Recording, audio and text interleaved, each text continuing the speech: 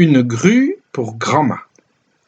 Au sommet du toit, Grand'ma assistait à tout ce qui se passait, et la tournure que prenaient les événements ne lui plaisait guère. Elle voulait être le centre de l'attraction, mais personne ne s'intéressait à elle. Georges et Monsieur Bouillon couraient par-ci par-là, excités par les animaux gigantesques. Madame Bouillon faisait la vaisselle dans la cuisine, et Grand'ma restait plantée là, la tête dépassant du toit. « Hé, Georges !» cria-t-elle. « Apporte-moi une tasse de thé immédiatement !»« Oh, n'écoute pas cette vieille chèvre, dit Monsieur Bouillon. Elle est coincée, tant mieux. » « Mais on ne peut pas la laisser tomber, papa, dit Georges. Et s'il pleut ? Georges, hurla Grand'ma. Sale gosse, sale vermisseau, donne-moi tout de suite une tasse de thé et une tranche de gâteau, groseille. Mais il faut la tirer de là, papa, dit Georges. Sinon, elle va nous embêter sans arrêt. Madame Bouillon surgit dans la cour. Georges a raison, hein. Après tout, c'est ma mère. C'est une enquiquineuse. Ben, qu'importe. Je vais pas laisser ma mère coincée là-haut pour le restant de ses jours.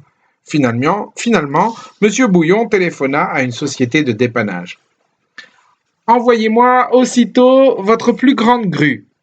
Le camion grue n'arriva qu'une heure plus tard, avec un chauffeur et un grutier. Le grutier grimpa sur le toit et attacha les cordes au bras de Grand'ma. Puis, il la hissa à travers le toit.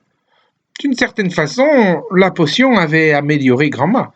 Elle n'avait pas perdu son mauvais caractère, elle n'était pas moins renfrognée, mais elle semblait guérie de ses maladies. Elle était aussi fringante qu'un coursier. Dès que la grue l'eut ramenée à terre, elle se précipita sur le gigantesque poney Vive le vent et l'enfourcha. La vieille sorcière, haute comme la maison, galopait sur le coursier géant qui bondissait au-dessus des arbres et des hangars. « Branle-bas !» cria-t-elle. « Là où je passe, l'herbe trépasse. Hors de mon chemin, misérable crapoussin, sinon je vous écrabouille. » Et autres imbécilités. Comme Grand'ma était beaucoup trop grande pour rentrer dans sa chambre, elle dut passer la nuit dans la grange, au milieu des souris et des rats.